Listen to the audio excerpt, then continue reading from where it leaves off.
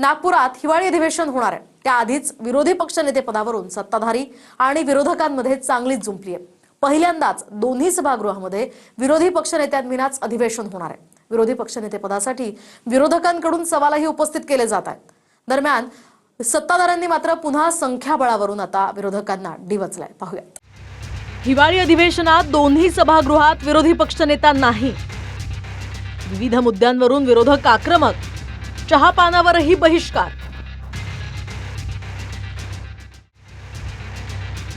राज्याचं हिवाळी अधिवेशन चांगलंच गाजण्याची शक्यता आहे आणि याचे पडसाद आताच उमटत असल्याचं दिसून आलंय। इतिहासात पहिल्यांदाच दोन्ही विरोधी पक्षनेत्यांविनाच हे अधिवेशन होणार आहे। विधान परिषदेत ठाकरेंच्या शिवसेनेचे अंबादास दानवे हे विरोधी पक्षनेते होते, मात्र गेल्या सत्रात त्यांचा कार्यकाळ संपला असल्यामुळे विधान परिषदेमध्ये सुद्धा विरोधी पक्षनेता नाहीये। हिवाळी अधिवेशनात सुद्धा दोन्ही सभागृहांचे विरोधी पक्षनेते निवडण्याची शक्यता धुसर असल्याची चर्चा आहे। विधिमंडळाच्या कामकाज पत्रिकेमध्ये विरोधी पक्षनेता निवडीसंदर्भात कुठलाही उल्लेख नाहीये। विधान परिषदेमध्ये काँग्रेसकडून सतेज पाटील आणि विधानसभेत ठाकरेंच्या शिवसेनेकडून भास्कर जाधवांच्या नावाचं पत्र देण्यात आलंय। दोन्ही सभागृहाला विरोधी पक्षनेता नाही आणि मला असं वाटतं की महाराष्ट्राच्या इतिहासामधली 1936 साली स्थापन झालेल्या विधिमंडळापासूनची आज तागायत ही पहिला असा प्रसंग निर्माण झालाय। याचं कारण असं आहे की त्यांच्याकडे खूप मोठ्या प्रमाणामध्ये पाशवी बहुमत आहे, परंतु सरकार घाबरू नये की पलीकडे संख्याबळ जरी कमी असलं आणि आमच्याकडे संख्याबळ जास्त असलं तरी सुद्धा सरकारी पक्षाची पाप मोठी आहे। विरोधी पक्ष निवड व्हावी यासाठीचा प्रस्ताव दिलेला आहे, तथापि तो प्रलंबित आहे आणि तो योग्य वेळी निर्णय घेण्यात येईल। सत्ताधाऱ्यांची मनसुबा आहे की विरोधी पक्षनेता दोनही सभागृहाचे नाही, दोनही संविधानिक रिक्त पदे ठेवून सत्ताधाऱ्यांच्या चहा पाण्याला जाण्याचं आम्ही टाळलाय आणि म्हणूनच आज चहा पाण्यावर बहिष्कार टाकलेला आहे। विरोधी पक्ष नेता पद हे काय बाजारात विकत घ्यायची वस्तू नाही आहे। विरोधी पक्ष नेता हे संविधानिक पद आहे, त्यासाठी त्या ठिकाणी आवश्यक त्या जागा लागतात। तथापि महाराष्ट्राचे मुख्यमंत्री माननीय देवेंद्रजींनी सातत्यानं विरोधी पक्षाचा सन्मान केलाय, लोकशाहीचा आदर केलाय। विरोधी पक्षनेते पद द्या, अन्यथा उपमुख्यमंत्री पदही रद्द करा अशी मागणी करत उद्धव ठाकरेंनी देखील सरकारवर हल्लाबोल केलाय। तर विरोधी पक्षनेत्यासाठी आमचा सुद्धा आग्रह आहे, दुराग्रह नाही असं म्हणत मुख्यमंत्री फडणवीसांनी उत्तर दिलंय।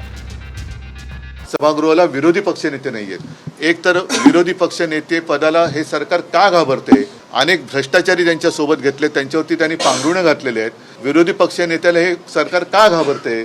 तर ताबडतोबीने त्यांनी विरोधी पक्षनेते पद दोन्ही सभागृहाची जाहीर केली पाहिजेत। जर तुम्ही आम्हाला कायदे दाखवणार असाल तर मग उपमुख्यमंत्री पद हे तत्काळ रद्द केलं पाहिजे, कारण असं संविधानामध्ये कुठेही तरतूद नाही। विरोधी पक्षनेत्यांचा निर्णय हा सर्वस्वी माननीय अध्यक्ष महोदय आणि माननीय सभापती महोदयांच्या अखत्यारीत आहे। त्यामुळे त्या संदर्भात जो निर्णय माननीय अध्यक्ष महोदय माननीय सभापती महोदय घेतील तो निर्णय आम्हाला मान्य असेल। त्या संदर्भात आमचा कुठला आग्रह नाही, कुठला दुराग्रह नाही। विरोधी पक्षनेता बनणे एवढे पण संख्याबळ नाही दिलं, त्यांनी आत्मचिंतन आत्मपरीक्षण केलं पाहिजे। त्यामुळे त्यांनी प्रयत्न केला पाहिजे पुढच्या वेळेसाठी की विरोधी पक्षनेते एवढे तरी संख्याबळ कसं मिळतं, संख्याबळ मिळवा आणि कमवा आणि विरोधी पक्ष मिळवा, पण तरी सुद्धा हा अधिकार पूर्णपणे अध्यक्षांचा आणि सभापतींचा आहे। तर जेव्हा मुख्यमंत्री होतो तेव्हा माझं मुख्यमंत्री पद हे घटनाबाह्य म्हणायचे, आता उपमुख्यमंत्री पद घटनाबाह्य असल्याचं म्हणतात। जळी काष्टी पाषाणी शिंदेच दिसत असल्याचं म्हणत शिंदेंनी ठाकरेंवर निशाणा साधला। पण जनतेने त्यांना जे काही नाकारलं, झिडकारलं, विरोधी पक्षनेता बनणे एवढे पण संख्याबळ नाही दिलं, त्यांनी आत्मचिंतन आत्मपरीक्षण केलं पाहिजे। आता विधिमंडळात विरोधी पक्षनेता का नाहीये यावर देखील एक नजर टाकूयात। 2024च्या विधानसभा निवडणुकीत एकाही विरोधी पक्षाला एकूण जागांपैकी किमान 10% जागा जिंकता आल्या नाहीत। 288 सदस्यांच्या विधानसभेत विरोधी पक्षनेते पदावर दावा करण्यासाठी एका पक्षाकडे किमान 29 आमदार असणं आवश्यक असतं। मात्र महाविकास आघाडीतील काँग्रेस, ठाकरेंची शिवसेना आणि शरद पवारांच्या राष्ट्रवादीकडे आवश्यक तेवढे आमदार नाहीयेत। ठाकरेंच्या शिवसेनेचे 20 आमदार आहेत, काँग्रेसचे 16 आणि शरद पवारांच्या राष्ट्रवादीकडे 10 आमदार आहेत। तर विधान परिषदेत 78 पैकी काँग्रेसकडे 8 आमदार आहेत। शरद पवारांच्या राष्ट्रवादीकडे 2 तर ठाकरेंच्या शिवसेनेकडे 5 आमदार आहेत. त्यामुळे 10% नियमानुसार काँग्रेसला विधान परिषदेत विरोधी पक्षनेते पद मिळू शकतं. यंदा प्रथमच हिवाळी अधिवेशनात दोन्ही सभागृहांचं कामकाज विरोधी पक्षनेत्यांविना चालणार असल्यानं आणि शेतकऱ्यांची कर्जमाफी न केल्यानं विरोधकांनी सरकारच्या चहापानावर बहिष्कार घातलाय. दरम्यान इतर मुद्द्यांवरून सुद्धा हिवाळी अधिवेशन वादळी ठरणार असल्याची चर्चा आहे. यामध्ये पार्थ पवार प्रकरणात अजित पवारांना विरोधक टार्गेट करण्याची शक्यता आहे. यासह शेतकरी कर्जमाफीच्या मुद्द्यावरून सुद्धा सत्ताधाऱ्यांना विरोधक घेरण्याची शक्यता आहे. यासह अतिवृष्टीनंतर शेतकऱ्यांना पुरेशी मदत न मिळाल्याचा विरोधकांचा आरोप आहे. यासोबतच विरोधकांना निधी मिळत नसल्याचाही आरोप आहे.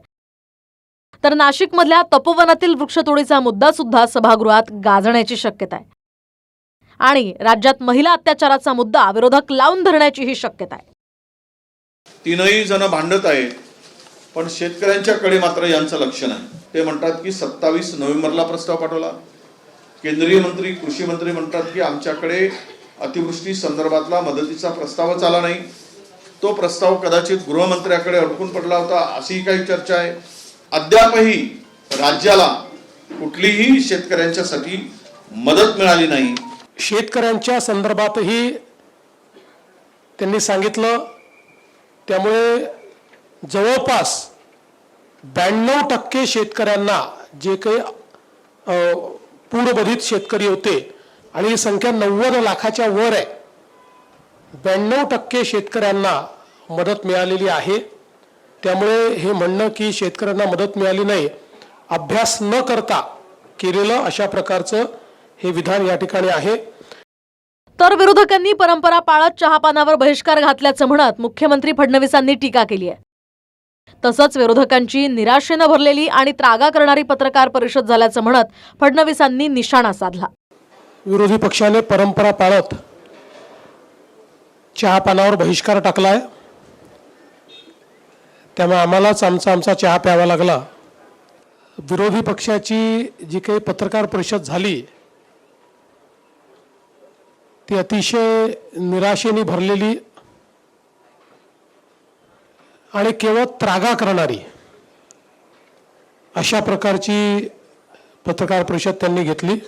त्या पत्रकार परिषदेत अनेक गमती झाल्या. भास्करराव जाधवांनी वडेट्टीवारांच्या माईकची बॅटरी बंद केली आणि भास्कररावांना नवीन उपरती झाली की काँग्रेस इमानदार होती, सुसंस्कृत होतीच म्हणाले. ते आहे नाही म्हणाले. तुम्ही बघा.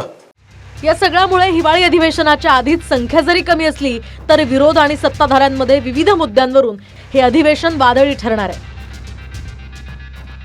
Bureau report, TV9 Marathi.